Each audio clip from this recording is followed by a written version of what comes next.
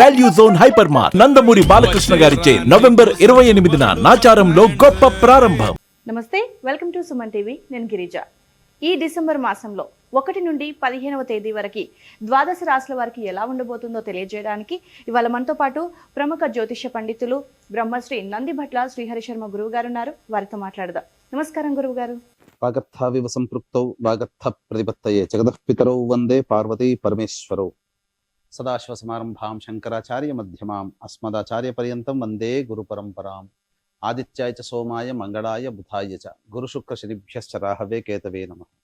శృంగేరి జగద్గురు పీఠాధిపతులకి కంచి పీఠాధిపతులకి నమస్కారములు తెలియజేసుకుంటూ కార్యక్రమాన్ని ప్రారంభిద్దాం. గురువు గారు, ఈ డిసెంబర్ మాసంలో 1 నుంచి 15వ తేదీ వరకు మనం రాశి ఫలితాలు ఎలా ఉన్నాయో చూడబోతున్నాం కదా.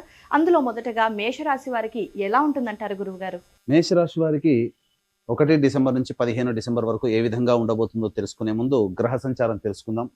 రాశి నుంచి 2వ ఇంట వక్రీకరినటువంటి గురువు, అలాగే స్తంభించినటువంటి కుజుడు చతుర్థ స్థానంలో, షష్టమ స్థానంలో కేతువు, అష్టమ స్థానంలో రవి బుధుడు, శుక్రుడు 3వ తారీఖు వరకు. 3వ తారీఖు నుంచి శుక్రుడు దశమ కేంద్రంలో రావడం, లాభస్థానంలో శని మరియు 12వ స్థానంలో రాహు. విశేషించి చూసుకున్నట్లయితే గ్రహ స్థితిగతులు కొంత అనుకూలముగా లేవు, అనగా ప్రతికూల ఫలితాలే ఉన్నాయి. అయినా కానీ మొక్కవని ధైర్యంతో ముందడుగు వేస్తే ఈ గ్రహాలు ఇచ్చేటువంటి శుభ ఫలితాలు పూర్తిగా మీకు అందుతాయి. అలాగే అశుభ ఫలితాలు కూడా తగ్గుతాయని చెప్పవచ్చు. ముఖ్యంగా గమనించాల్సిన అంశం ఏంటంటే వాహనాన్ని నడిపేటప్పుడు జాగ్రత్తలు పాటించండి. అలాగే విద్యార్థులైతే మీరు పోటీ తత్వాన్ని, అనగా మీకు ర్యాంక్ అనేటువంటిది ఆ పోటీ తత్వాన్ని పెట్టుకొని కనుక కాంపిటీషన్ స్పిరిట్తో కనుక ముందడుగు వేసినట్లయితే విద్యార్థులకి చక్కటి ప్రయోజనం కలుగుతుందని చెప్పవచ్చు.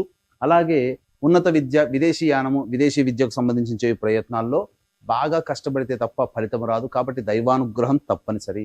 ఇక గమనించుకున్నట్లయితే ఈ యొక్క మేషరాశిలో జన్మించినటువంటి ఉద్యోగార్థులకి ఈ డిసెంబర్ మాసం 15వ తారీఖు వరకు కాస్త గడ్డు కాలం అని చెప్పవచ్చు. ఆశించిన మేర శుభ ఫలితాలు పొందలేకపోవడం వలన సహచర ఉద్యోగస్తులతో లేదా అధికారులతో మన్ననలు పొందడానికి ఎక్కువగా శ్రమ పడాల్సి వస్తుంది. కాబట్టి లౌక్యాన్ని ప్రదర్శిస్తూ మీరు అతి ఆత్మవిశ్వాసంతో ఉండకుండా లౌక్యంగా ఉన్నట్లయితే తప్పకుండా మీరు అన్ని విధాలుగా ప్రతిఫలాలు పొందుతారని చెప్పవచ్చు. ఇక గమనించుకున్నట్లయితే వ్యాపారస్తులలో ముఖ్యంగా రియల్ ఎస్టేట్ రంగంలో ఉన్నవారు, లాయర్స్ సంబంధించిన బిజినెస్లో ఉన్నవాళ్ళు, మైనింగ్ రంగంలో ఉన్నటువంటి వారికి కాస్త ఊరట కలిగిస్తుంది. అలాగే లాయర్ ప్రొఫెషన్, రియల్ ఎస్టేట్ రంగంలో ఉన్నవారు, అలాగే సంబంధించినటువంటి భూ సంబంధమైనటువంటి వ్యాపారాలు ఎవరైతే చేస్తారో వాళ్ళకి కొంత గడ్డు కాలంగా చెప్పవచ్చు. అలాగే ఇక ఈ సంబంధించినటువంటి ఫుడ్కి సంబంధించినటువంటి వ్యవహారాల్లో ఉన్నటువంటి వారు కాస్త సాధారణమైనటువంటి ఫలితాలే పొందుతారని చెప్పవచ్చు. కాబట్టి భవిష్యత్ 2025వ సంవత్సరానికి మంచి జీవితం బాగుండాలని ప్రణాళికలు రచించుకోండి. తద్వారా అమలు పరిచేటువంటి సమయం ఆసన్నమైనప్పుడు ఖచ్చితంగా ఆ సమయంలో కనుక మీరు అమలు పరుచుకున్నట్లయితే మీ యొక్క ప్రణాళికలన్నీ కూడా సజావుగా సాగిపోతాయని చెప్పవచ్చు. కాబట్టి ముందుగా వ్యాపార విస్తరణకి సంబంధించినటువంటి పెట్టుబడుల కంటే ప్రణాళికలు రచించుకోవడంలో నిమగ్నం అవ్వండి. మంచి ఫలితాలు 2025 సంవత్సరంలో మేషరాశి వారు పొందగోరుతున్నారని చెప్పవచ్చు.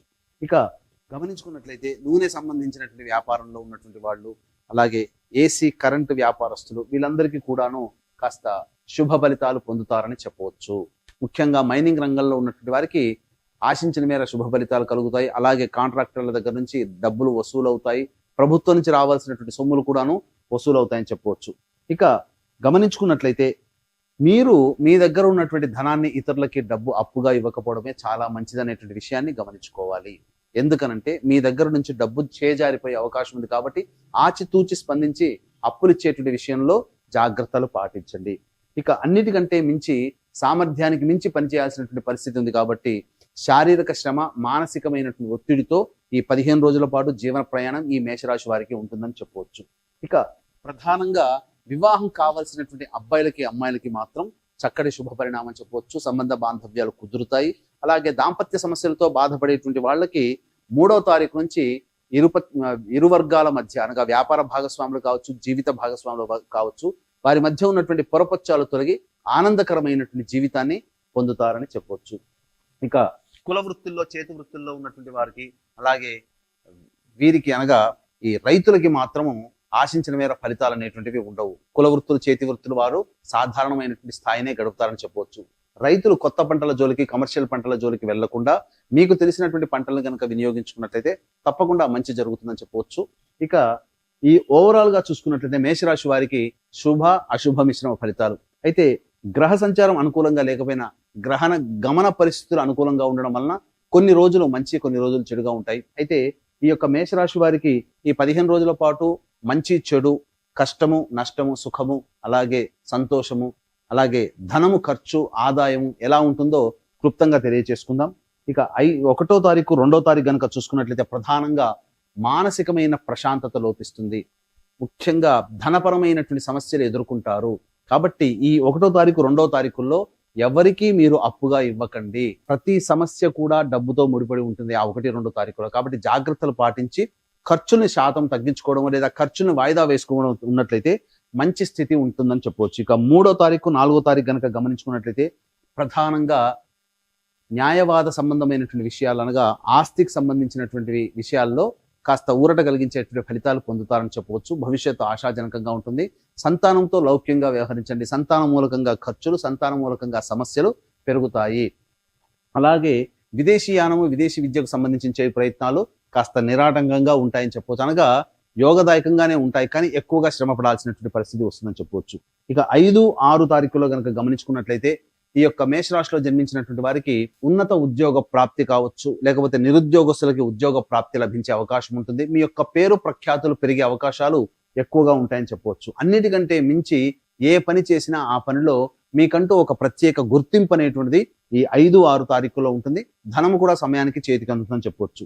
ఇక 7, 8, 9 తారీఖుల్లో కనుక గమనించుకున్నట్లయితే ఈ యొక్క మేషరాశిలో జన్మించినటువంటి ఎవ్వరికైనా చేతి వృత్తులు, కుల వృత్తులు, రైతులు, వ్యాపారస్తులు, అలాగే ఉద్యోగస్తులు అందరికీ కూడా అన్ని విధాలుగా శుభదాయకమైనటువంటి ఫలితాలు పొందుతారని చెప్పవచ్చు.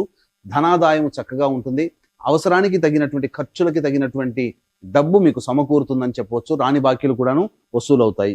ఇక 12, 13 తారీఖులో, ఇంకా 10, 11 తారీఖులో కనుక గమనించుకున్నట్లయితే ఖర్చులు అధికంగా ఉంటాయి. అన్నిటికంటే మించి మానసిక ప్రశాంతత లోపిస్తుంది. ఎక్కువగా ఇరిటేట్ గురయ్యేటువంటి అవకాశాలు, సందర్భాలు, సమయాలు మీకు ఏర్పడతాయి. కాబట్టి ఎదుటి వారితో మాట్లాడేటప్పుడు మిమ్మల్ని మీరు నొచ్చుకోకుండా ప్రశాంతంగా ఉండే ప్రయత్నం చేయండి. ఇక వివాదాలు అనేటువంటివి కలుగుతాయి. ఈ యొక్క 10, 11 తారీఖుల్లో వివాదాలకి దూరంగా ఉండే ప్రయత్నం చేయండి. మీ యొక్క వాక్కుని ఎంత తక్కువగా వాడితే అంత ఆనందకరమైన జీవితాన్ని 10, 11 తారీఖులో పొందుతానని చెప్పవచ్చు. ఇక 12, 13 తారీఖులో కనుక చూసుకున్నట్లయితే ప్రధానంగా ఈ యొక్క మేషరాశిలో జన్మించినటువంటి వారు పెండింగ్ పనులని పూర్తి చేసుకుంటారు. ఒక రెస్పాన్సిబిలిటీ ఏదైతే మిగిలిపోయినటువంటి బాధ్యతలు ఉన్నాయో ఆ బాధ్యతలని పూర్తి చేసుకొని ఆనందకరంగా స్నేహితులతో, బంధుమిత్రులతో మీ యొక్క సమయాన్ని వెచ్చిస్తారని చెప్పవచ్చు. ప్రధానంగా ఒక బాధ్యత తీరిందనే సంతోషంతో ఉంటారు. ఇక 14, 15 తారీఖులో కనుక చూసుకున్నట్లయితే అనుకున్నటువంటి పనులు వేగవంతం అవుతున్నట్టుగానే అనిపిస్తాయి, కానీ ఎక్కడ వేసిన గొంగడ అక్కడ అన్నట్టుగానే ఉంటుంది. పనులలో అనుకూలత పెరుగుతుంది, కానీ కుటుంబ సభ్యులతో వాగ్వివాదాలు పెరుగుతాయి. ముఖ్యంగా పెద్దలతో వాగ్వివాదాలు పెరుగుతాయి. కాబట్టి కుటుంబ సభ్యులతో ఆచితూచి స్పందించండి. ఓవరాల్ గా చూసుకున్నట్లయితే 1వ తారీఖు, 2వ తారీఖు, 10వ తారీఖు, 11వ తారీఖు ఈ 4 రోజుల్లో ఖర్చులు అధికంగా ఉన్నాయి. కాబట్టి జాగ్రత్తలు పాటించండి. ఈ 4 రోజుల్లో ఉన్నటువంటి ఖర్చుల్ని వాయిదా వేసుకోవడము, లేకపోతే ఖర్చుల శాతాన్ని తగ్గించుకోవడం కనుక చేసుకున్నట్లయితే మరింత మెరుగైనటువంటి శుభ ఫలితాలు పొందుతామని చెప్పొచ్చు. ఏది ఏమైనప్పటికీ దైవానుగ్రహం తప్పనిసరి. ఇట్టి దైవానుగ్రహం అందరికీ అందించాలనేటువంటి ఒక సదుద్దేశంతో డిసెంబర్ 2వ తారీఖు పోలీస్ వర్గము పొందినటువంటి రోజున గోకర్ణ క్షేత్రంలో జాతకరీత్యా కలుగు విద్య, వివాహ, ఉద్యోగ, దాంపత్య, సంతాన, అనారోగ్య సమస్యల నివారణకి, అలాగే వృషభ, మిథున, కర్కాటక, సింహతుల, వృశ్చిక, మకర, కుంభ, మీన రాశిలో జన్మించిన వారికి శనిదోష పరిహారార్థమై ఈ యొక్క శనిదోష నివారణ హోమాలు, మరియు ఈ డిసెంబర్ 15వ తారీఖు రోజున గురు పౌర్ణమి సందర్భంగా సుప్రసిద్ధ కాశీ క్షేత్రంలో సర్వదోష నివారణ పూజలు, హోమాలు అనేటువంటివి 2 క్షేత్రాలలో కూడా సర్వదోష నివారణ పూజల హోమాలు జరిపించడం జరుగుతుంది. పర్ హెడ్ 1500 రూపాయలకి. అవకాశం ఉన్న వాళ్ళు కార్యక్రమ తదనంతరం కాంటాక్ట్ చేసి మీ గోత్రనామాలు నమోదు చేసుకోవచ్చు.